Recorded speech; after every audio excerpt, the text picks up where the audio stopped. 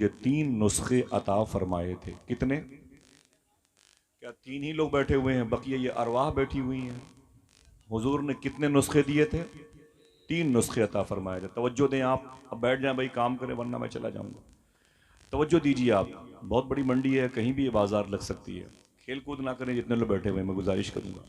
अल्लाह के नबी सल्लल्लाहु अलैहि वसल्लम ने, वो कहते हैं, मुझे 3 नुस्खे अता फरमाए थे। मैं उलमा से गुजारिश करूंगा, तलबा से भी, और ज़मीन पर बैठ करके छोटी छोटी बिजनेस की राह के मुसाफिरों से गुजारिश करूंगा, और ये जितने लोग 4 पैसे के लिए इस मुबारक मजलिस में आए हुए हैं, कि कोई नुस्खा मुझे मिल जाए, इसे अपने अमल में लाएं। जब से ये हदीस शरीफ मैंने सुनी या पढ़ी है, मेरा कभी नागा नहीं हुआ। मैं अभी भी गुलाम जिलानी भाई के घर में दाखिल हुआ तो मैंने इस हदीस शरीफ पर अमल किया।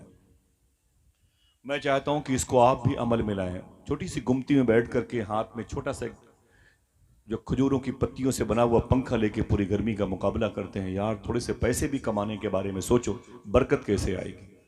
वो कहते हैं, मैंने अल्लाह के नबी सल्लल्लाहु अलैहि वसल्लम से अपनी गरीबी को शेयर किया। मैंने कहा, आका मैं बड़ा गरीब हूं, मैं क्या करूं? तो हुजूर सल्लल्लाहु अलैहि वसल्लम ने इरशाद फरमाया, 3 काम किया करो, अमीर हो जाओगे। कितने काम? 3 काम किया करो, अमीर हो जाओगे। तो मैंने कहा, हुजूर वो 3 काम क्या है? तो हुजूर सल्लल्लाहु अलैहि वसल्लम ने इरशाद फरमाया, जब घर में दाखिल हुआ करो तो सबसे पहले घर वालों को सलाम किया करो। इस महफिल में जितने लोग बैठे हुए हैं, इनमें है कोई ऐसा शख्स जो अभी यहाँ से जाने के बाद अपनी बीवी, अपने बच्चों से, अपनी बेटियों से, अपनी माँ से, अपने बाप से, अपने घर की तमाम तर अकरबा से सलाम करने का इरादा कर सकता है? सलाम करेंगे इंशाल्लाह। मैं कोई हलफ नहीं उठा रहा हूँ, मैं अपने भाइयों से पूछ रहा हूँ, क्या ऐसा कर सकते हैं? कोई फीलिंग तो नहीं आपको होगी, कोई आपकी इंसल्टी तो नहीं होगी, आपका स्टेटस तो नहीं गिरेगा? क्या फरमाया हुजूर ने? अपने घर में दाखिल हुआ करो तो सबसे पहले घर वालों को, और कोई बोले घर वालों को सलाम किया करो। एक आशिक ने कहा, हुजूर अगर घर में कोई ना हो तब मैं क्या करूं? मेरे आका फरमाते, तब भी सलाम किया करो, इसलिए कि मेरे जिस आशिक के घर में कोई नहीं रहता है, उसके घर में मैं रहता हूं। ये कितनी बड़ी बात है। आपने दुआएं मांगी है, पता नहीं कबूल हो कि ना हो। हुजूर के पाकीज़ा सुन्नतों पर अमल करें, फिर देखें आप, आपकी ये दुआ दुआ करने से पहले कबूलियत की सरहदों पे नजर आएगी। सुना है आप हर आशिक के घर तशरीफ लाते हैं, मेरे भी घर में हो जाए चरागा या रसूल अल्लाह। वो कहते हैं, हुजूर ने सबसे पहली जो बात बताई वो क्या? सबसे पहले अपने घर में दाखिल होने से पहले बताएं क्या करना है? सलाम किया करो। कितनी बची अब? 2। मेरे आका फरमाते हैं, दूसरा काम ये है कि एक मर्तबे मुझे भी सलाम कर लिया करो। काश आप खुश हो के सुभान अल्लाह तो कह देते हैं। इतनी बड़ी तादाद क्या लगेज बन के बैठी हुई है कि गुलदान में, ये आंगनों में गुलदान रखे हुए हैं, आप हिल नहीं सकते, आप बोल नहीं सकते। सुभान अल्लाह कहें, आपको नेकियां मिलेंगी। नेकियों की ज़रूरत नहीं तो ले जाएं, अपनी माँ को भी दे दें, अपने बहनों को, बीवी को, बच्चों को, पड़ोसियों को दे दें, किसी गरीब को दे दें। इन उलमा की झोली में कुछ नेकियां मिल जाएं, डाल दें आप बैठे बैठे। सुभान अल्लाह कहने से लेवल खराब नहीं होता। आप बोला कीजिए कि बड़ा, और ये नाम दिलों को पाक करता है, शऊर को पाक करता है, सेंस को पाक करता है, ख्यालात को पाक करता है।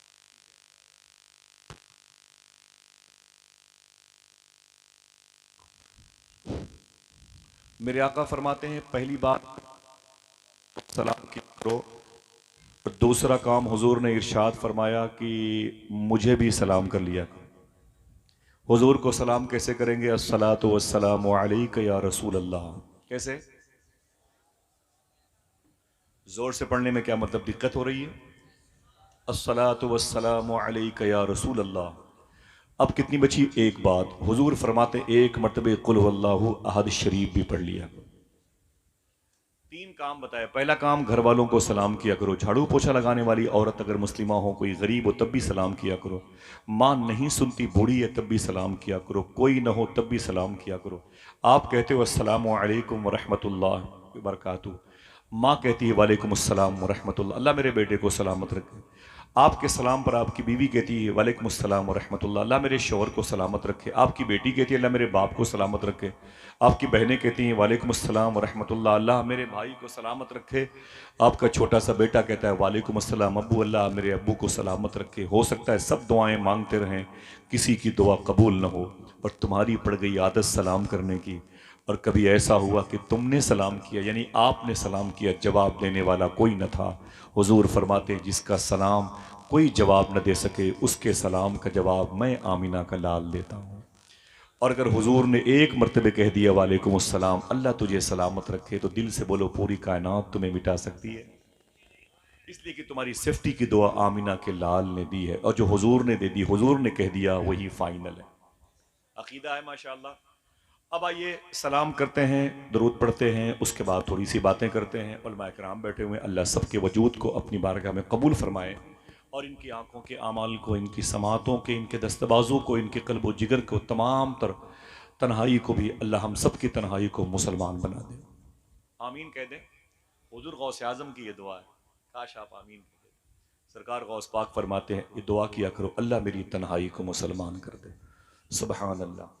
मैं सलाम करूं, मेरे सलाम का जवाब दें, अस्सलामु अलैकुम वरहमतुल्लाहि वबरकातुहू। अब आइए दुरूद शरीफ पढ़ते हैं। दुरूद शरीफ के हवाले से एक बात सुनिए। हुजूर सैयदी अशाह सूफी सुल्तान मियाँ शाह साहब किबला से पूछा गया, दुरूद पढ़ने का तरीका क्या है? आपने इरशाद फरमाया, दुरूद पढ़ने का वही तरीका है जो नमाज पढ़ने का है। अगर बात आपके दिल को छू जाए, मुझे लगे कि हाँ यहाँ पर अहले अदब व अहले इश्क बैठे हुए हैं और सुभान अल्लाह कहने में मुखालत से काम नहीं लेते हैं, तो मेरा दिल बड़ा खुश होगा। वरना कॉल तो बहुत सारी जाती है जलसे जुलूस की, मैं तो बिल्कुल नहीं आ पाता। कम से कम 25-50 जलसों के बाद कभी किसी एक मजलिस में आता हूँ, वो भी कब, जब किसी आस्थाने के करीब वो मजलिस होती है, बुजुर्गों की बारगाह में हाजिरी के लालच में, वरना मुश्किल है मुलाकात। समझे, मेरा मेरा मिजाज नज़रिया बहुत ही शाइस्ता खास। सुने, सूफी साहब फरमाते हैं, दुरूद पढ़ने का वही तरीका है जो नमाज पढ़ने का है। उलमा बैठे हुए, पूछा गया नमाज पढ़ने का तरीका क्या है, तो कहते हैं आका करीम ने इरशाद फरमाया, वैसे ही नमाज पढ़ो या तुम खुदा को देख रहे हो या खुदा तुम्हें देख रहा है। सूफी साहब फरमाते हैं, वैसे ही दुरूद है, इस तरीके से दुरूद पढ़ो या तुम नबी को देख रहे हो या नबी तुम्हें देख रहा है। ये हाजिरी का तरीका है, ये हाजिर बाश होने वाले लोगों की अलामतें हैं। ये तरीका डिस्टेंस को ख़त्म करता है। यहाँ से मदीना तकरीबन 3000 किलोमीटर के आसपास होगा। अगर आपने दुरूद पढ़ दिया तो ये फासला ख़त्म हो जाएगा। आप आशिक होते होते मदीने पहुँचने लगेंगे, तो करम होगा तो मदीने वाला कभी तुम्हारे घरों पे कदम रंजा फरमाए। क़ुदूम मैमनत लुज़ूम की बरकतें तुम्हारे घरों में हुजूर की नज़र आएंगी। प्रोफेसर वासिफ अली वासिफ से पूछा गया, ये 28-30 साल पहले के बड़े ही कलंदर मिजाज के दानिश्वर बुजुर्ग गुजरे पड़ोसी मुल्क में, इनसे पूछा गया दुरूद पढ़ने की शर्त क्या है, तो प्रोफेसर वासिफ अली वासिफ फरमाते हैं, दुरूद पढ़ने की एक शर्त है। कितनी ऊंची बोले? एक शर्त है। किसी ने पूछा कि हुजूर वो एक शर्त क्या है, तो वासिफ अली वासिफ फरमाते वो एक शर्त ये है कि दुरूद पढ़ने वाला और जिस पर दुरूद पढ़ा जाए, यानी आप और रसूल, दुरूद पढ़ने और पढ़ा जाए, दोनों का जमाना एक होना चाहिए। अगर मैं चुप हो गया होता, मैं लखनऊ के करीब का हूं, इतनी देर में तो लोग हंगामा मचा देते हैं, यार कितनी बड़ी बात कह दी उसने। दुरूद पढ़ने वाला और जिस पर दुरूद पढ़ा जाए, दोनों का जमाना एक होना चाहिए। उसने कहा, हम तो 1400 साल के बाद आए हैं, हुजूर के ज़माने में नहीं थे, तो इसका मतलब हम दुरूद ना पढ़ें? वासिफ अली वासिफ फरमाते, ना ना ना ना ना, तुम हुजूर के ज़माने में नहीं थे, लेकिन हुजूर तो तेरे ज़माने में हैं। कहा, हुजूर अगर मेरे ज़माने में है तो इसका सबूत क्या है? वो कहते हैं, चांद चमकता है, यही इसका सबूत है कि हुजूर है। सूरज निकलता है, यही इसका सबूत है कि हुजूर है। हुजूर कायनात की डिलीवरी का सबब है, और ये तमाम तर कायनात, हुजूर कायनात की जान है। मेरे बरेली के इमाम ने कहा है, जान है तो जहान है। हट जाएं गर रसूल खुदा दरमियान से, लाखों बलाएं टूट पड़े आसमान से। अब ये तरीका है दुरूद पढ़ने का। सूफिया फरमाते हैं, जब दुरूद पढ़ा करो तो अपनी गर्दन झुका लिया करो। उलमा से भी गुजारिश है, इसे अपने मामूलात में लाएं और अपने मुख्तदियों को बताएं, तलबा को बताएं, ताकि चिराग से चिराग चले। फरमाते हैं सूफिया, अपने सर को, अपने गर्दन को, अपना सेंस, अपनी पलकें, अपने ख्याल को हल्का सा दिल की तरफ, ये बाएं तरफ दिल होता है, दाएं तरफ रूह का मकाम है, झुका के दुरूद पढ़ा करो। कहते हैं जब तुम्हारी ये आवाज़ दिल तक पहुँचेगी तो दिल की आवाज़ हुजूर की बारगाह तक पहुँचेगी। कहा, ये कैसे पता चलेगा कि हमारी आवाज़ हुजूर की बारगाह तक पहुँच रही है? कहा, जब मुअद्दब तरीके से दुरूद पढ़ने लगोगे तो 40 दिन के बाद तुम्हारे सीने में मीठा मीठा दर्द होगा। जब ये दर्द होने लगे तो यकीन कर लेना कि तुम्हारी दुरूद की आवाज़ समात मुस्तफ़ा तक पहुँच रही है। एक राज था जो मैंने जाहिर कर दिया, हालांकि राज दिल का आईना है, उसको छुपा कर रखिए। वरना टूट जाएगा हर जगह दिखाने से। ये हर जगह नहीं, ये तो आशिकों की जगह है। अल्लाह ताला हमको और आप सबको हुजूर की बारगाह में हाजिर बाश होकर दुरूद पढ़ने की तौफीक अता फरमाए। बड़े बुलंद आवाज़ से अल्लाहुम्मा सल्ली अला सय्यदना व शफ़ीअना व नबीना व मौलाना नूर का मोहम्मद व इतरतिही व बारिक वसल्लिम बिअदद कुल्लि मालूमिन लक।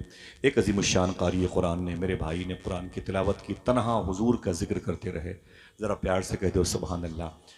लेकिन यकीनी तौर पर इतने लोग, मैं जब आया तो महफिल में थे कि इतने लोग तो अगर किसी एक जलसे में आ जाएं तो उस वक्त ही महफिल शबाब पर पहुंच जाती है।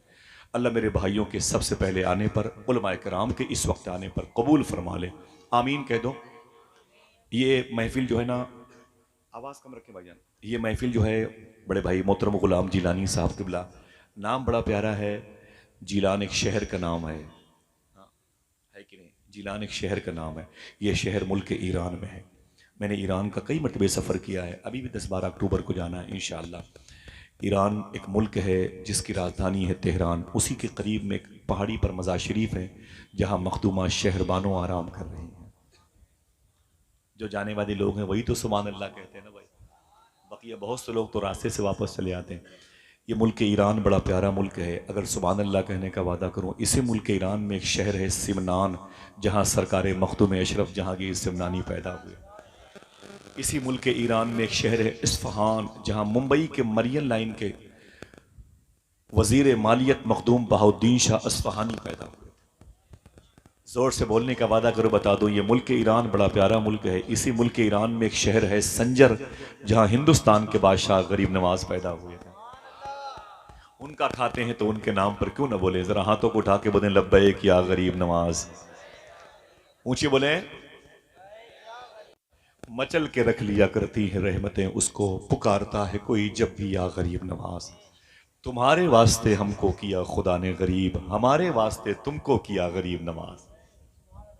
ये मुल्क ईरान बड़ा प्यारा मुल्क है। इसी में एक शहर है इस्फहान, जहाँ मखदूम बहाउद्दीन शाह इस्फहानी पैदा हुए।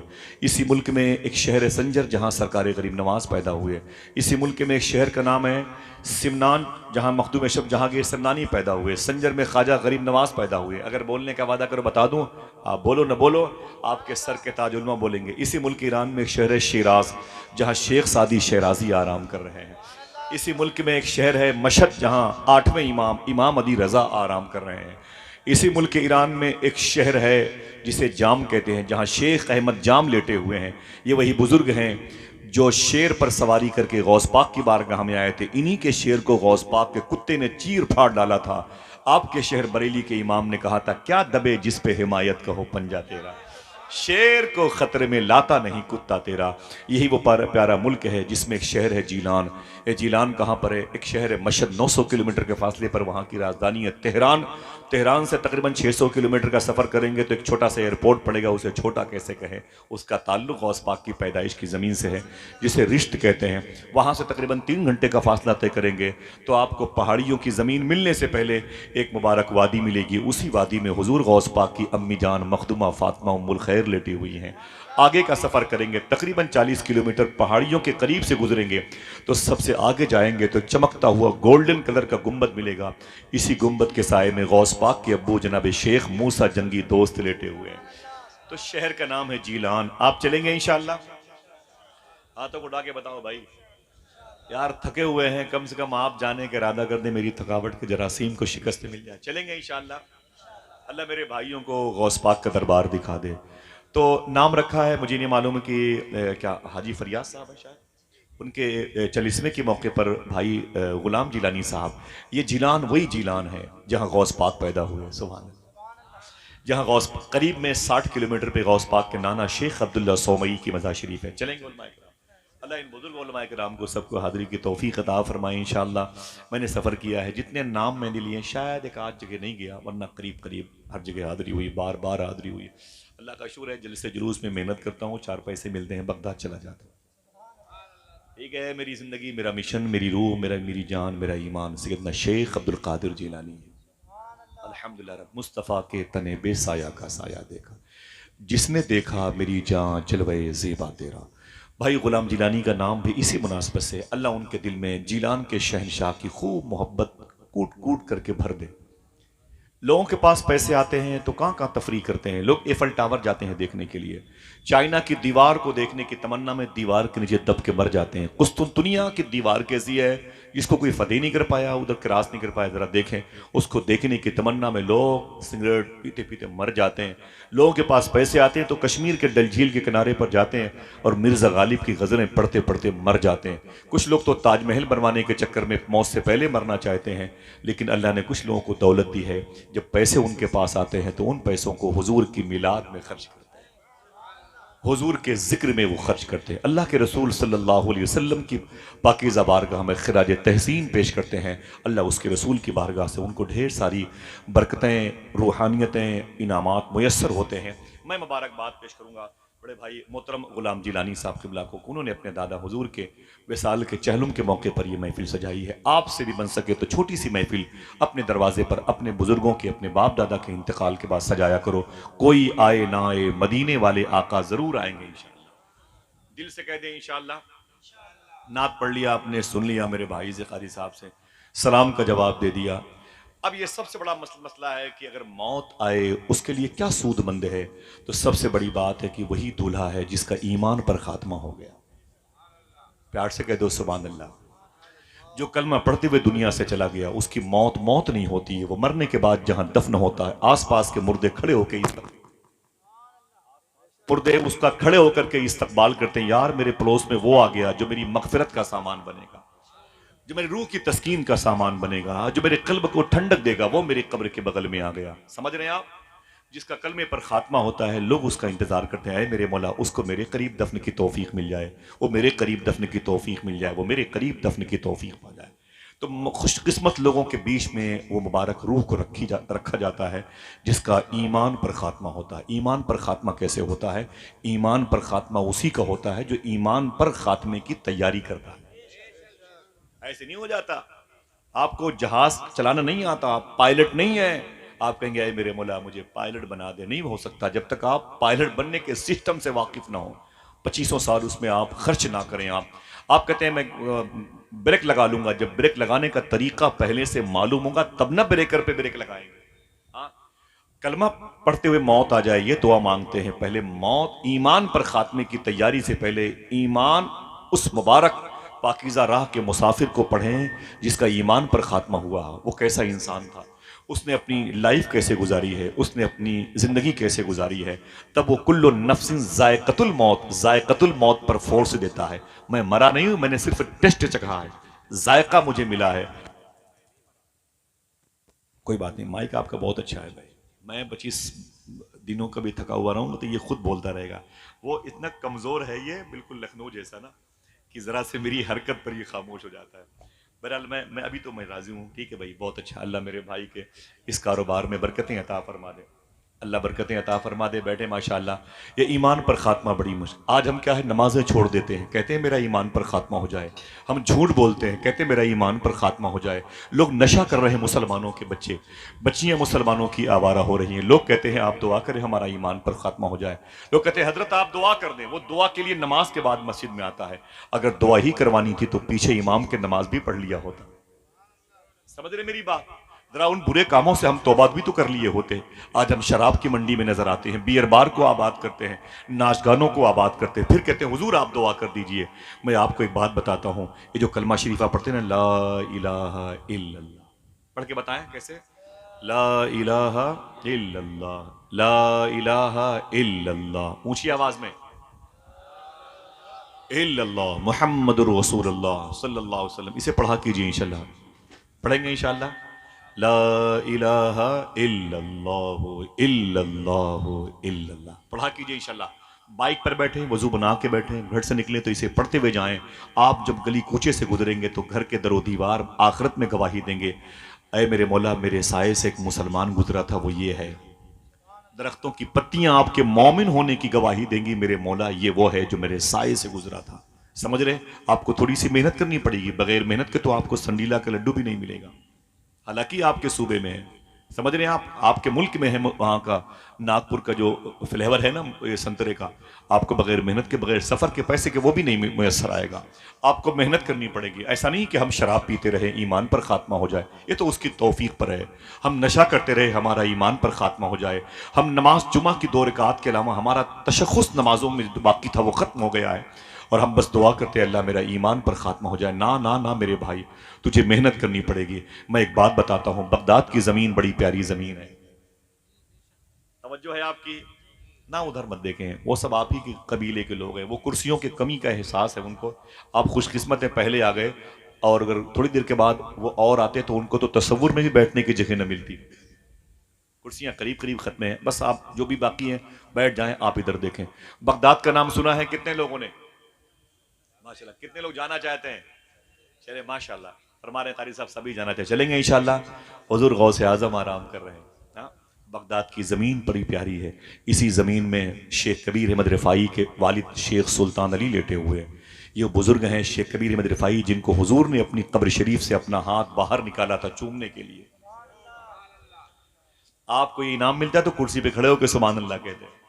हाँ, शेख कबीर अहमद रिफ़ाई के वालिद इसी बगदाद शहर में लेटे हुए हैं। सुभान अल्लाह कहने का वादा करो, बता दूं, इसी बगदाद में वो लेटे हैं जिनका नाम इनके दिलों पे नक्श है, जिन्होंने 100 मरतबे ख्वाब में अल्लाह को देखा है, जिन्हें इमामुल इम्मा इमाम आज़म अबू हनीफा कहा जाता है।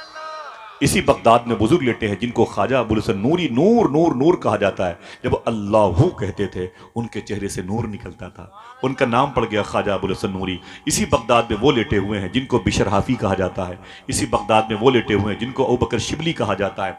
इसी बगदाद में वो लेटे हैं शेख महरूस, जिनको अपने वक्त का इमाम आज़म कहा जाता है। अगर बोलने का वादा करो बता दूं, इसी बगदाद में एक मोहल्ला है करख, जहाँ शेख बहलोल दाना लेटे हुए हैं। इसी मोहल्ले में जुन्नून मिसी लेटे हुए हैं। इसी मोहल्ले में यूशा बिन नून अलैहिस्सलातु वस्सलाम लेटे हुए हैं। इसी मोहल्ले में शेख सरी सख्ती शेख जुनेद बगदादी जैसे बुजुर्ग लेटे हुए हैं। इसी मोहल्ले में इब्राहिम खव्वास लेटे हुए हैं। इसी शहर में ख्वाजा हबीब अजमी लेटे हुए हैं। इसी शहर में मंसूर हल्लाज लेटे हुए हैं। इसी शहर में ख्वाजा शेख मारूफ करखी लेटे हुए हैं। तफसीर रूहुल मानी के मुफस्सिर शेख महमूद आलूसी लेटे हुए हैं। इसी शहर में सरकार दाऊद ताई लेटे हुए हैं। आप अगर फिर से बोले तो इसी शहर के करीब में करबला है, जहाँ इमाम हुसैन लेटे हुए हैं, जहाँ मौला अब्बास लेटे हुए हैं, औनो मोहम्मद लेटे हुए हैं, हुर और कासिम और हबीब मज़ाहिर लेटे हुए हैं। करीब में कूफा है, जहाँ विलायत की दुनिया के बादशाह मशरिक़ व मगरिब के बादशाह मौला अली लेटे हुए हैं। इसी बगदाद में इतने बड़े बड़े मशाइख़ गुज़ाम हैं कि इमाम गज़ाली इसी बगदाद में है।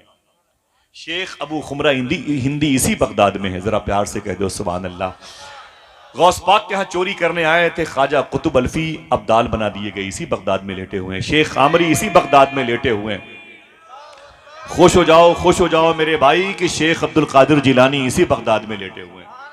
हुजूर गौस आदम फरमाते जिसकी दुआ कबूल ना हो, बगदाद की मिट्टी उठा के दुआ करे, अल्लाह उसकी दुआएं कबूल कर लेगा। कितने लोग चलेंगे बगदाद? बोले हाथों को उठा के। इंशाल्लाह चलेंगे। तैयारी करे, सच बोलते रहे, हलाल खाते रहे। इंशाल्लाह बोले, हाथों को उठा के बोले। और कोई काम, इसी सारे काम इस काम के बाद सच बोलते रहे और हलाल खाते रहे। इंशाल्लाह बोले। फिर कोई शहर नूह न बनेगा, कोई मेवात न बनेगा, कोई भागलपुर न बनेगा, कोई अहमदाबाद न बनेगा। आप 2 काम करो, सच बोलते रहो और हलाल खाते रहो। इंशाल्लाह बोले। चलेंगे बगदाद। इसी बगदाद में वो दरवेश लेटा हुआ है जिसको बिशर हाफी कहा जाता है। बिशर हाफी कहा जाता है। इनकी एक बात मुझे बताना है, उसके बाद हुजूर गौस पाक के शहजादे आने वाले हैं, सुनेंगे इंशाल्लाह। एक कहानी मुझे बड़ी याद आई इस वक्त कलमा शरीफ के हवाले से। देखें इल्लल्लाह की बरकत देखें। आप बस बैठे रहिएगा, इंशाल्लाह मेरा दिल बड़ा लगेगा। इसी बगदाद में एक दरिया है जिसे दरिया दजला कहते हैं। ये दरिया दजला, ये नहर दजला है जो बगदाद शहर के बीचों बीच से गुजरती है। ये नहर गुजरती है। एक तरफ को काज़मैन कहते हैं, जहाँ इमाम मूसा काजिम लेटे हुए हैं, जहाँ इमाम मोहम्मद जवाद तकी लेटे हुए हैं। आप नहीं जानते, उन्हीं के करीब में इमाम आज़म के शागिर्द इमाम यूसुफ लेटे हुए हैं। एक तरफ के इलाके को आज़मिया कहते हैं, जहाँ इमाम आज़म अबू हनीफा लेटे हुए हैं। उन्हीं के मज़ार के करीब में एक बुजुर्ग हैं जिनका नाम है शेख बिशर हाफी। बिशर हाफी, नाम याद रहेगा, नाम याद रहेगा। अपनी बीवी अपने बच्चों को बताएंगे इंशाल्लाह। हमें अपने इन बुज़ुर्गों को ये सबक सिखाना है ताकि फाइनल कर दें कि अय मेरे नौकर, मेरे चाकर, मेरे मुतअल्लिम, तुझे ये सबक याद है, हम तेरे लिए दुआ करते हैं। सरकार बिशर हाफी रहमतुल्लाह तआला अलैह, मालूम है पूरे बगदाद में सबसे ज़्यादा शराब की भट्टियाँ अगर किसी के पास थी तो बिशर हाफी के पास थे। पूरे बगदाद में, कुर्दिस्तान में, कुरकुक में, सुलेमानिया में सबसे ज्यादा अगर शराब बेचने में कोई मशहूर था तो जनाब बिशर हाफी मशहूर थे। न जाने कितने घरों को उजाड़ा था बिशर हाफी ने, न जाने कितनी औरतें बेवा हुई थीं इनके शराब के इस्तेमाल के बाद, मर गए उनके शौहर। न जाने कितने बच्चे यतीम हुए थे बिशर हाफी की शराब पी करके। न जाने कितने आशियाने उजड़ गए थे। न जाने कितने मुसल्लों पर रखने वाले इमाम की तौहीन की गई थी शराब के नशे में, इन्हीं के शराब खाने की शराब इस्तेमाल करके। पूरे बगदाद से निकलने वाला यह बुरा अमल पूरी दुनिया में फैला हुआ था। लोग कहते थे इस वक्त जमीन पर सबसे बड़ा अगर शराब बेचने वाला कोई शख्स है तो बिशर हाफी है। शराब के नशे में थे। आवाज पहुंची? बोले, सुनिएगा बस। शराब के नशे में थे। एक शराब खाने से, बियर बार से, मैकदे से, भट्टी से शराब की बोतलें चढ़ा करके नशे में अपने घर की तरफ आ रहे थे। एक नाली में अल्लाह का नाम लिखा हुआ था, जमीन पर पड़ा हुआ था। नाली में अल्लाह का नाम पड़ा हुआ था। अल्लाह अकबर। बिशर हाफी कहते हैं मैं नशे में था, लेकिन इतना भी नशा नहीं था कि मैं अल्लाह का नाम न पहचान पाऊं। कहते मैं नशे में था, लेकिन इतना भी नशा नहीं था कि मैं अल्लाह का नाम न पहचान पाऊं। बिशर हाफी कहते मैं बैठ गया। बैठने के बाद मैंने नाली में हाथ डाला, अल्लाह के नाम के उस कागज को निकाला। कहते हैं अल्लाह का नाम चमक रहा था। मैं नशे में था। मैं उस कागज को लेकर अपने घर वापस आया। जब घर आया तो मैंने उसे मुश्क और ज़ाफ़रान इत्र में उसे बसाया और फिर उस नामे खुदा को मैंने ऊंची जगह ताक पे रखा। रखने के बाद नीचे खड़े होकर मैंने कहा ओ नामे खुदा, तू बुलंद तेरी जगह बुलंद, तू बुलंद तेरी जगह बुलंद। बिशर हाफी कहते हैं बस मैं आंगन में एक चारपाई पर बैठ गया। अभी बैठे ही था, मेरा नशा आहिस्ता आहिस्ता खत्म हो रहा था। अचानक दरवाजे पर दस्तक हुई। मैंने कहा कौन? आवाज आई बिशर मौजूद? मैंने कहा है, बोल। दरवाजा मैंने खोला। उसने कहा है बिशर तुझे मुबारक हो। मैंने कहा क्या बात है? उसने कहा तुझे मेरे पीर ने कहा है, अल्लाह ने सलाम भेजा है। बारी बारी बोले सुभान अल्लाह। नेकियां मिलती हैं कि नहीं मिलती हैं? फिर बोले अल्लाह इसका सवाब गुलाम जिलानी भाई के दादा को भी, जिस कब्रिस्तान में मदफून है उनको भी, और मेरे इन भाइयों में, इनके घर की तमाम तर ख़वातीन मर्दों में अगर कोई इंतकाल कर गया हो, उलमाए किराम आमीन कह रहे हैं। अल्लाह सब की रूह को इसका सवाब नजर फरमा दे, बांटे। वो बड़े खुश होते हैं जब तुम किसी मजलिस में आते हो। तुम्हारे माँ बाप गुजरे हुए बड़े खुश होते हैं, आज मेरा बेटा थोड़ी सी नेकियां लेके आएगा इंशाअल्लाह। बिशर हाफी कहते हैं दरवाजे पर दस्तक हुई। मैंने कहा कौन? कहा बिशर। मैंने कहा हाँ। बोले क्या बात है? उसने कहा कि आने वाले ने कहा मेरे पीर ने कहा है कि मुझसे अल्लाह ने अभी अभी कहा है कि ऐ मेरे बंदे, मेरे एक बंदे हैं उनका नाम है बिशर, उनको मेरा सलाम बोलना। तो मैंने कहा मेरे मौला बिशर को? रब ने कहा हाँ। तो बिशर हाफी कहते हैं मेरा नाम नहीं, कोई और होगा बिशर। तो उस आने वाले ने कहा ना ना, मैंने भी पूछा था अपने पीर से, बिशर तो शराब का आदी है, उसे कैसे अल्लाह सलाम भेजेगा? कैसे अल्लाह को सलाम भेजेगा? कौन सा अमल कर लिया? तो अल्लाह ने फरमाया था मेरे पीर से, सुन मेरे दोस्त, मेरे मुकर्रब बंदे, मेरे वली सुन, आज उसने नाली से मेरे नाम को बाहर निकाला है। मैंने उसे गुनहगारों की फेरिस्त से निकाल कर दोस्तों की फेरिस्त में लाके खड़ा। अल्लाह अकबर। अल्लाह। दिल की दुनिया बदल गई, तड़प गए, जमीन पर लौटने लगे, होश लौट आया, तौबा की तौफीक मिल गई। बिशर हाफी कहते हैं मैंने ताज़ा गुस्ल किया, साफ कपड़े पहने, इस नीयत के साथ घर से बाहर निकाला, ऐ मेरे मौला कोई अजीम शख्सियत मुझे मिल जाए जिसके दामन को पकड़ के मैं सच्ची तौबा की भीख पा जाऊं। मौत वो है कि करे जिसका जमाना अफसोस, यूं तो आए हैं सभी दुनिया में मरने के लिए। बिशर हाफी वो नाम था जो सबसे बड़े शराबी, पक्के शराबी, शहर के बदनाम लोगों में टॉप क्लास के थे। मालूम है जब ये शराब पीते थे अपने घर से निकलते थे ना, तो जो मोहल्ले के बच्चे इनको देखते थे मोहल्ले वाले, तो अपने अपने बच्चों से, दोस्तों से बोले भाई भाग जा भाग जा भाग जा, अपने घर में भाग जा, दुनिया का सबसे बड़ा गुनहगार बिशर हाफी आ रहा है। अगर इसकी नजर भी किसी पर पड़ गई तो वो बच्चा भी गुनहगार हो जाएगा। बच्चे इनसे डरते थे बिशर हाफी से, लोग अपने अपने घरों में भाग जाते थे। बिशर हाफी लेकिन जब तौबा करने के इरादे से अपने घर से निकले, सुभान अल्लाह, जब तौबा करने के इरादे से अपने घर से निकले, देखना कितने लोग सुभान अल्लाह कहते हैं। जब तौबा करने के इरादे से बिशर हाफी अपने घर से निकले, वही बच्चे जो इनको देख के भागते थे, अपने अपने घरों में घुस जाते थे। वही बच्चे कहने लगे, अरे दोस्तों घर से बाहर निकल आओ, घर से बाहर निकल आओ। आज बिशर हाफी तौबा करने जा रहा है, अगर इसके कुर्ते की भी हवा किसी को लग गई तो अल्लाह उसे भी अपना दोस्त बना देगा। अल्लाह, नजरें बदल गई तो नजारे बदल गए। सोहबत में बुजुर्गों के ही नूरानी बनोगे, जयपाल से अब्दुल्ला बयाबानी बनोगे। हाँ, आपको अगर सोहबत की जरूरत है और वाकई जरूरत है, आपकी रूह को, आपके फिक्र को, आप कामयाब हो जाएंगे। मालूम है क्या हुआ? यही बिशराफी है। कोई दिक्कत तो नहीं हो रही है? ये बगदादी आवाज आ रही है। सुभान अल्लाह, जरा बोले मोहब्बत के साथ सुभान अल्लाह। हाथों को उठा के बने लब्बैक या रसूल अल्लाह। अल्लाह इसका सवाब आप सबके गुजरे हुए लोगों को अता फरमा दे। बस ये बात आखिरी बिशर हाफी सरकार के हवाले से चल रही थी। आवाज पहुंच रही है, आप इसे याद रखेंगे इंशाअल्लाह, याद रखेंगे। हाँ, बिशर हाफी सरकार जब गए ना तौबा करने के लिए, एक अजीम बुजुर्ग हैं, मौलाए कायनात के खलीफा पोते होते हैं, अजीम बुजुर्ग है, ख्वाजा हसन बसरी के लाडले होते, उनकी बारगाह में गए। बोले हुजूर मुझे सच्ची तौबा की भीख मांगनी है अल्लाह की बारगाह से, आप कबूल फरमा लें, मुझे कुछ वजीफा बता दें। आपके पीर ने कहा कि जाओ, वापस चले जाओ, जाओ जंगलों में चले जाओ, दरिया रेगिस्तान में चले जाओ, इल्लल्लाहु इल्लल्लाह इल्लल्लाह। कहा जाके ये पढ़ो। कैसे पढ़ के बताएं, शर्माए नहीं। इल्लल्लाहु इल्लल्लाह इल्लल्लाह, ऊंची आवाज में। मेरे रब का नाम है, जरा प्यार से कहते हो सुभान अल्लाह। सरकार शेख जुनैद बगदादी से ने अपने हज्जाम से कहा, नाई से, खादिम से कहा, इधर आ, इधर आ। वो करीब आया। जी हुजूर बताएं क्या बात है?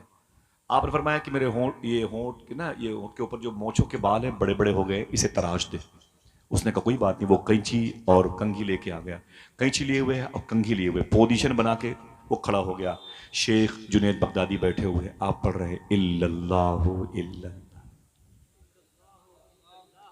अगर मैं ना कहूं तो क्या आप नहीं कहेंगे? बोले, सबकी आवाज आनी चाहिए, इल्लल्लाहु इल्लल्लाह इल्ल। पूरा पिंडाल गूंज जाए, पेट्रोल पंप की तरफ दीवार गूंज जाए। बोले इल्लल्लाहु इल्लल्लाह इल्लल्लाहु इल्लल्लाह।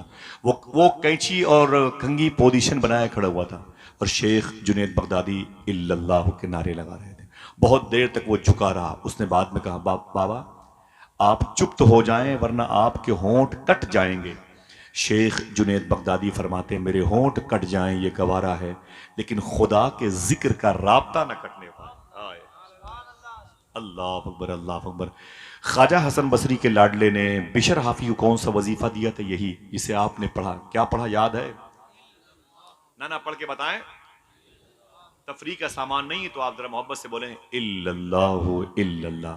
सरकार बिशर हाफी वापस आए, भट्टियां तोड़ दी, शराब खाने गिरा दिए, यानी जीसीबी चल गई। समझ रहे हैं? मिसाल के तौर पर सब बिस्मार कर दिया, गरीब हो गए। आए ना तो एक चटाई ली और अपने घर के कोने में बैठ गए। इल्लल्लाहु इल्लल्लाह इल्लल्लाहु इल्लल्लाह। सरकार बिशर हाफी कहते हैं, 2-3 दिन हो गए मेरी बीवी मेरे पास आई। उसने कहा, मेरे शोहर तौबा की तौफीक मिल गई, अल्लाह का नाम लेते हो, बहुत अच्छी बात है, लेकिन बच्चे कई दिन से भूखे हैं, ये बड़े बच्चे हैं, बड़े पैसों में खेलने वाले बच्चे हैं, अब तो इन बच्चों की खुराक के आवागमन का रास्ता बंद हो गया है। अरे मेरे शोहर थोड़ी सी मेहनत करो, बाजार चले जाओ, उस चौराहे पर जहाँ पर मजदूर खड़े रहते हैं वहाँ पर जा कर के मजदूरी करने वालों की टीम का हिस्सा बन जाओ। तुम्हें कोई मजदूरी के लिए पसंद कर ले, उसके साथ जाओ। 100-200 रुपये मिसाल के तौर पर मिलेंगे, दाल नमक चावल ले आओगे, बच्चे भूखे न रहेंगे, खाते रहेंगे, अल्लाह का नाम भी शाम को लेते रहना। बिशर हाफी ने कहा, ठीक है मेरी बीवी, मैं कल जाऊँगा। सुबह हुई तो मालूम है क्या किया बिशर हाफी ने? एक झोला लिया, एक लोटा लिया, एक मुसल्ला लिया। रिवर्स कर दूं, एक झोला लिया, एक लोटा लिया, एक मुसल्ला लिया। शहर के चौराहे पर मजदूरों के बैठने की जगह पर नहीं गए बिशर हाफी। दरियाए दजला की वो शाख जिसे नहरे दजला कहते हैं, जो बिल्कुल बीचों बीच बगदाद के बहती है, वहां करीब चले गए। लोटा निकाला, नहरे दजला से पानी निकाला, वजू किया, मुसल्ला बिछाया, 2 रकात नमाज पढ़ी, तस्बीह लेके बैठ गए। इल्लल्लाह।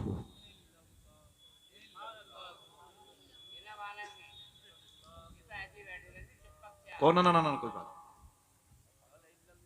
ना, कोई बात नहीं। आप बट दुआ फरमाएं सबके लिए, बड़े मोहब्बत से इल्लल्लाहु इल्लल्लाह। हमारे बुजुर्गों की मौजूदगी है तो आप पढ़े ताकि इनके कांधों पर बैठने वाले फरिश्ते गवाही दे दें इंशाअल्लाह। जरा मोहब्बत से पढ़े इल्लल्लाहु इल्लल्लाह। वो आपको ये सब पढ़ते हुए देखना चाहते हैं माशाल्लाह। मालूम है क्या हुआ, सुबह से शाम हो गई। आप बैठे बैठे आ रहे हैं, बैठे बैठे बड़े सुकूत अख्तियार करें, पूरी कायनात आएगी, आप क्यों परेशान हैं? ओ सब आगे माशाल्लाह। कौन आना है? गौस पाक के बेटे आ जाएं, पूरी कायनात आ जाएगी। सुभान अल्लाह कहते मोहब्बत के साथ। बिशर हाफी सुबह से शाम तक यही पढ़ते रहे, जब शाम हुई तो घर वापस आ गए। तवज्जो है? हाँ, जब शाम हुई तो घर वापस आ गए।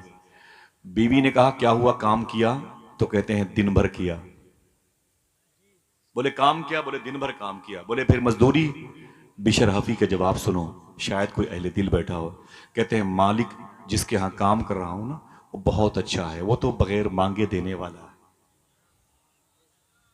वही तो है जो निजाम हस्ती चला रहा है मेरा खुदा, वो तो बगैर मांगे देने वाला है। बीवी का ना ना ना ना ना, उसके पास कल जाना और कल काम करके मजदूरी लेके आना, कल काम करके मजदूरी लेके आना। ठीक है, बच्चे भूखे हैं। बोले कल आएंगे, सुबह आएगी तो देखेंगे इंशाल्लाह। सुबह हुई तो बिशराफी उठे, वही लोटा, वही झोला, वही मुसल्ला लेके पहुंच गए। जब पहुंच गए ना, तो लोटे से पानी निकाला नहर दजला का, वजू किया, मुसल्ले पर बैठे, तस्बीह लेके बैठ गए। दो रकात नमाज पढ़ी, तस्बीह लेके बैठ गए। इल्लल्लाहु इल्लल्लाह इल्लल्लाहु इल्लल्लाह वजीफा करने लगे। जब शाम हुई तो बिशर हाफी वापस आ गए। जब शाम हुई तो बिशर हाफी वापस आ गए। जब वापस आ गए ना, तो बीवी ने कहा क्या हुआ, काम किए? बोले दिन भर किया। बोले फिर मजदूरी? बोले मालिक इतना अच्छा है कि उसे 2 ही दिन में उससे मजदूरी मांगते हुए शर्म लगती है। 2 ही दिन में उससे मजदूरी मांगते हुए शर्म लगती है। बीवी ने कहा ना ना, काम नहीं चलेगा, कल जाना तो मजदूरी करना उससे, उसके घर में, और शाम तक पैसे लेके आना, दाल नमक चावल की जरूरत है, बच्चे बड़े भूखे हैं। और अगर कल शाम तक भी वो पैसे ना दे मजदूरी के, तो परसों से उसके यहां मत जाना, कोई और जगह का इंतखाब करना। बिशर हाफी ने अपनी बीवी के कान में कहा काम तो वही करूंगा, मजदूरी मिले कि ना मिले। जरा फिर कोई बोले काम क्या था? शर्म लगती है अल्लाह का नाम लेते हुए। ये जबान ना दी होती तो अल्लाह आए बाएं बकते। जबान दी अल्लाह ने, जरा सा हक अदा करो, बोलो क्या? इल्लल्लाह।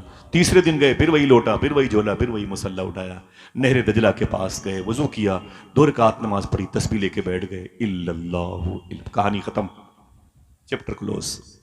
कहते हैं जब शाम हुई तो दिल ने कहा कि वापस जाना चाहिए। फिर याद आई बात बीवी की, बीवी गुस्से में है, उसने पैसे मंगाए, पैसे वैसे तो आए नहीं, कहाँ से आते, समझे? तो असर के बाद आना था, नहीं आए। मगरिब की भी नमाज पढ़ ली, तस्बीह लेके इल्लल्लाह का विर्द करते रहे। मगरिब की पढ़ी, फिर बैठे रहे। इशा की पढ़ी, फिर बैठे रहे।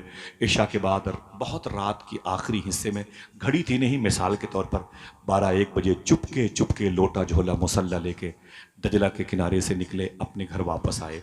ये सोच के आए कि बीवी मेरा इंतज़ार करते करते थक के सो गई होगी, बच्चे भूख भूख प्यास प्यास कहते कहते थक के सो गए होंगे। जाऊंगा बाहर दरवाजे पर चटाई बिछा के सो जाऊंगा, सुबह को मोहल्ले की मस्जिद से अजान की आवाज़ आएगी और मैं मोहल्ले में जाऊंगा नमाज़ पढ़ने मस्जिद में, और नमाज़ पढ़ के फिर यही लोटा, फिर यही झोला, फिर यही मुसल्ला लेके मैं वापस आ जाऊंगा। फिर यहीं पर वज़ू करके 2 रकात नमाज़ पढ़ के इल्लल्लाहु इल्लल्लाहु के नारे लगाऊंगा, अल्लाह अकबर अल्लाह अकबर। आपको पता है, तवज्जो है आपकी, आपको पता है बिशर हाफी कहते हैं रात के आखिरी हिस्से में, रात के आखिरी हिस्से में मैं चुपके चुपके आ रहा था, तो मैं जब घर के करीब पहुंचा तो मैंने क्या देखा, मेरे घर में चिराग जल रहा था। गरीबी से चिराग नहीं जलता था, बहुत बड़े बड़े लोगों के घरों में चिराग जलता था। बिशर हाफी कहते मैंने आंखें मीन मीन की दे, मैंने मेरा घर ये चिराग क्यों जल रहा है, पैसे कहाँ से आ गए? बिशर हाफी कहते हैं मैं करीब गया तो मैंने क्या देखा, मेरे घर में चिराग जल रहा था, और करीब पहुंचा तो मैंने क्या देखा, मेरे घर से खाने की खुशबू आ रही है, और करीब पहुंचा तो मैंने क्या देखा, मेरे बच्चों के खेलने की आवाज़ आ रही है, और करीब पहुंचा तो मेरे घर पर कदम पहुंचने से पहले मेरी बीवी दरवाजे पर खड़ी थी, खूबसूरत लिबास पहन के मुस्कुरा रही थी, खूबसूरत लिबास पहन के मेरी बीवी मुस्कुरा रही थी। अल्लाह अकबर। बिशर हाफी कहते हैं मैं करीब गया तो मेरी बीवी ने मुझसे सलाम किया, मैंने जवाब दिया, मैंने कहा क्या बात है, तेरे चेहरे पर रौनक है, लिबास तब्दील है, बच्चे खुश हैं, घर से खाने की खुशबू आ रही है, ये चिराग जल रहा है, ऐ मेरी बीवी माजरा क्या है? बीवी ने एक जुमला कहा, फिर देखना कितने लोग सुभान अल्लाह कहते हैं। बीवी ने कहा ऐ मेरे शौहर बिशर हाफी, तुम 3 दिन से जिसके यहाँ नौकरी करते हो, उस मालिक के 2 बंदे दिन में 1 महीने का राशन लेके आए थे। 1 महीने का राशन लेके आए थे। कितने? 1 महीने का राशन लेके आए थे। इतना सुना तो बिशर हाफी सजदे में गिर गए, और सजदे में गिर गए, अल्लाह की बारगाह में हदिया तशक्कुर अदा किया। अय मेरे मौला, तू जानता है शराब पिला के मैंने नस्लों को बर्बाद किया, न जाने कितनी औरतों को मैंने बेवा किया, न जाने कितने बच्चों को मैंने यतीम किया है, कितने आशियाने, कितने घर, कितने महल्लात को मैंने उजाड़े। बस तौबा की तौफीक क्या मिल गई। अय मेरे मौला, मुझे 2-3 दिन तेरा नाम लेने की तौफीक क्या मिल गई। आज मेरे घर में तू अपने करम व फजल की बारिशों से मेरे घर में तू इतनी बड़ी नेमतें भेज रहा है। अहे मेरे मौला, तेरा शुक्र है, तेरा शुक्र है, तेरा शुक्र है। रोए तो मालूम है जमीन आंसुओं से तर हो गई। तवज्जो है आपकी? इधर देखे भाई, इधर देखे, क्या हंगामा करते हैं आप लोग। तवज्जो है भाई, इधर देखें, इधर देखें। ठीक है, जरा हाथों को उठा के बोलें लब्बैक या रसूल अल्लाह। बात खत्म करते हैं। जब तवज्जो किसी बात में न हुआ करे तो फिर वो काम की बात नहीं है, और अगर काम की बात है फिर आपके लिए नहीं है। दो में से एक ही को यहां होना चाहिए। ठीक है, दो में से एक ही शख्स को यहां होना चाहिए। समझ रहे हैं? बस दो में से एक ही शख्स को यहां होना चाहिए। आपके लायक अगर मैं नहीं तो मुझे नहीं होना चाहिए, मेरे लायक अगर आप नहीं तो फिर मुझे नहीं आना चाहिए। समझ रहे हैं आप? बिशर हाफी कहते मैं रोया तो मेरी बीवी ने कहा, अय मेरे शौहर, आपको एक मैसेज भी दिया है उन दोनों लोगों ने। कहा वो मैसेज क्या है? इसे लिख ले, सोने की कलम से लिखें। खड़े हो गए बिशर हाफी रोते हुए। फरमाया वो मैसेज क्या है? तो बीवी ने कहा कि अय मेरे शौहर, वो तुम जहां काम करते हो 3 दिन से, उसके उस मालिक के 2 बंदे जो दिन में 1 महीने का राशन लेके आए थे, 1 महीने का राशन लेके आए थे, जाने से पहले वो कह के गए हैं, अय औरत, मालिक ने कहा है इस बंदी से कह देना, अपने शौहर से कह देगी बिशर हाफी से, कि मालिक ने कहा है वो काम में कमी ना आने देगा, मैं मजदूरी में कमी ना आने दूंगा। आए काम क्या था? इल्लल्लाहु इल्लल्लाह। पढ़ेंगे इंशाअल्लाह, ला इलाहा इल्लल्लाह मुहम्मदुर रसूलुल्लाह सल्लल्लाहु ताला अलैहि वसल्लम। अगर ये मुबारक अमल आपके साथ लग गया, चिपक गया, मुदगम हो गया, मुत्तसिल हो गया, आपके दिल की आवाज़ बन गया, खुदा की कसम जब तक दुनिया में रहोगे आप कामयाब रहोगे। मरने के बाद जहां दफन किए जाओगे आपके आसपास के मुर्दे भी इंशाअल्लाह कामयाब रहेंगे। इंशाअल्लाह कह दें। मैं बड़े अदब और एहतराम के साथ मादरत चाहता हूँ, आप इतने सुकून से बैठे हुए थे इसलिए मैंने ये बातें कर दी, हालांकि यही बातें सुनने के लिए।